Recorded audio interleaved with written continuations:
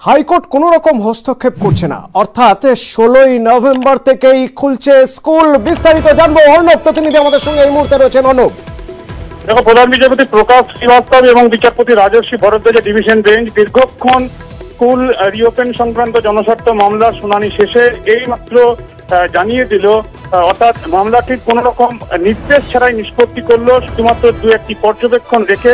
অর্থাৎ রাজ্যের বিজ্ঞপ্তি 29 অক্টোবর যেটি দেওয়া হয় সেই অনুযায়ী 16ই নভেম্বর স্কুল খুলছে, সেখানে কোনো আইনি বাধা নেই।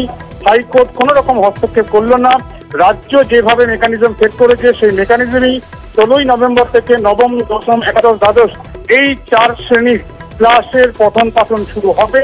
তবে একটা জায়গা কলকাতা হাইকোর্ট নির্দিষ্ট করে দিয়েছে, কোনো পড়ুয়া, কোনো অভিভাবক বা কোনো শিক্ষক শিক্ষিকা বা স্কুলের কর্মচারী তারা যদি এই নির্দেশিকা মেকানিজমের ফলে অসুবিধায় পড়েন, সমস্যায় পড়েন, যেভাবে স্কুল চলছে, স্কুল খোলা হচ্ছে, তাহলে তারা সংশ্লিষ্ট কর্তৃপক্ষের কাছে লিখিত আবেদন রাখবেন এবং এই লিখিত আবেদন সংশ্লিষ্ট কর্তৃপক্ষ সেটি বিবেচনা করবে। অর্থাৎ যেভাবে 16ই নভেম্বর থেকে রাজ্য সরকার বিজ্ঞপ্তি জারি করে জানিয়েছে স্কুল খোলা হবে, সেটা খোলা হবে, হাইকোর্টে কোনো বাধা নেই।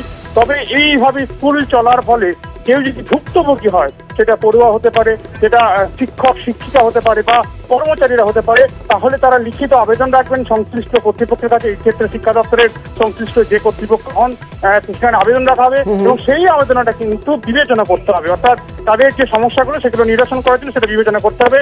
এই একটা পর্যবেক্ষণের মধ্যে দিয়েই মামলাটা নিষ্পত্তি করা হলো কিছুক্ষণ আগেই। সব মিলিয়ে যেটা সব থেকে বড় খবর, যেটা রাজ্যের অ্যাডভোকেট জেনারেল বারবার জানাচ্ছেন যে অন্য রাজ্য এগিয়ে রয়েছে স্কুল খোলার প্রশ্নে, যেহেতু আমাদের রাজ্যে একটা পুজোর যে ছুটির আমেজ সেটা দীর্ঘক্ষণ ধরে চলে, তাই এ রাজ্য কিছুটা হলেও সময় পিছিয়ে এই পুজোর ছুটির পর 16 তারিখ থেকে স্কুল খুলছে।